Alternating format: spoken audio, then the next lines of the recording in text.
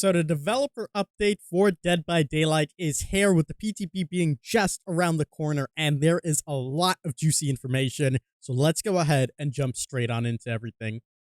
Kings and Queens, welcome back to the channel. I hope you're all having a fantastic day. This is pretty huge, guys. We are getting a huge developer update, something that I've never seen before, and it makes sense now because Dead by Daylight mentioned that we're going to see a developer update like no other before, and here it is. Developer update, finishing Mori. There is a lot to unpack in this, so let's go ahead and jump on into it. So it says, bring the trial to a gruesome end with a finishing Mori. A hint of each killer's character shines through their Mori, whether that's trickster, showmanship, or the hag's questionable diet. They said that in the upcoming PTB, it will feature an early version of the new finishing Mori system. Unlike most PTBs, this feature will not be going live in the following update. There's still some work to be done before it is ready to release, but we want to give you an opportunity to try it out and share your thoughts in advance. So, they said last standing. When all survivors are dead, dying, hooked, or escaped, and you become the last standing, both your and the killer's senses are heightened, granting you a wider field of view.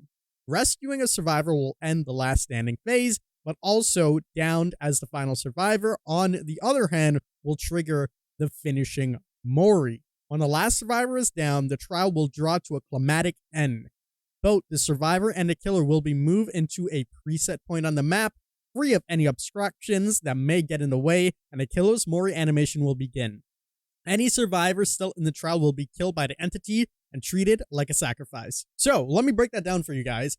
Essentially, if you're running around in the game, let's say 3 of your fellow survivors are currently on the hook, and the killer manages to down you. As soon as that killer downs you, both you and that person will be teleported to some part of the map, and then you will be Mori'd by that killer. On top of that, when you are the last survivor that's remaining while everybody else is hooked, your field of view is going to expand and you're going to see more things around, both for the killer and the survivor. This is going to give you an opportunity to look around a little bit more and to find each other, figure out where everybody's at, and figure out what you're going to do.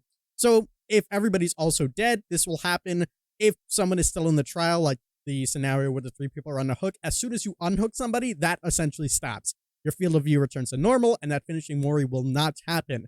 So essentially, whenever you're the last remaining survivor or the last survivor that's able to do something in the trial, that is the only time you'll be considered the last standing, and at that point, both killer and survivor will have a wider field of view, and everything will go good. But you're probably thinking, okay, so what happens if the killer decides to slug 3 people, and then the last person they just kill, and then they instantly get Mori'd and the game is over? Well, that's what the next part addresses. It says, hope is not lost. With the new system in place, leaving survivors on the ground, aka slugging, may seem more appealing, opening the possibility to ending the match early. But the survivors are going to give up without a fight. After being left on the ground for 45 seconds, survivor will now gain the ability to pick themselves up without the need of any perks. This time is affected by recovery speed effects. So that is huge. Slugging can no longer happen after 45 seconds. So if a killer is deciding to slug you, after 45 seconds, they no longer can do this. This is crazy. So just imagine, regular gameplay. Forget about this other part. Slugging after 45 seconds doesn't happen anymore. So if you're slugging the last person to find, or the second to last person to find the last person, everybody else is at the game, you slug one to find the other. After 45 seconds, they can get back up. So you're best off just hooking that person and trying to find the last remaining survivor. Obviously, if people are running offerings for the hatch, this will make it a lot more convenient. As soon as you get the survivor down, put them on a hook, you know where the hatch is at, run over there and try to lock it. Same thing the survivor can do if they run an offering. They can know where to go and try to get to the hatch. They did say that perks are also going to be updated, which makes a lot of sense because there's a lot of perks in the game that currently not only take survivors up from the ground, but also allow you to Mori survivors. So let's see what those things are going to be. They said the ability to pick yourself up has been removed from Unbreakable, Soul Guard, No Mither, Boon Exponential, as it's now base kit. The ability to Mori survivors has been removed from Rancor, Devour Hope, as it's part of base kit. So what are those changes to some of the perks? Well, here are a few of them. They haven't given us all. They said Unbreakable now increases dying self-recovery speed by 100%. So essentially, 45 seconds is the base time that it will now take for you to recover. This will be cut in half with Unbreakable. So essentially, you'll be able to pick yourself up at, what is that, 22.5 seconds. So in 20 seconds, you can get back up there on the ground if the killer decides to slug. Rancor, once all the generators are powered, the Obsession's aura is revealed for 5 seconds, and they are permanently inflicted with the exposed status. So very similar to what it was before. You now see where they're at, and they're still exposed, but now it just goes into the finish for Mori. So it's pretty much the same thing. Hex Devour Hope, once all 5 tokens have been earned, any survivor placed on a hook is just instantly sacrificed. So it's essentially the same thing, except you won't be able to Mori them. You're still going to be able to sacrifice them. So pretty much the same thing. And Mori seem to be this offering, or like this thing that just happens in games now. And I kind of like this change because it makes it so that Moris are more natural feeling in the game, and you're actually seeing what a Mori is like without feeling toxic about it or having it feel like, you know, this killer doesn't like me. Now, it shows off the cool thing that the devs worked on with the Mori, and people will be able to enjoy it every single game.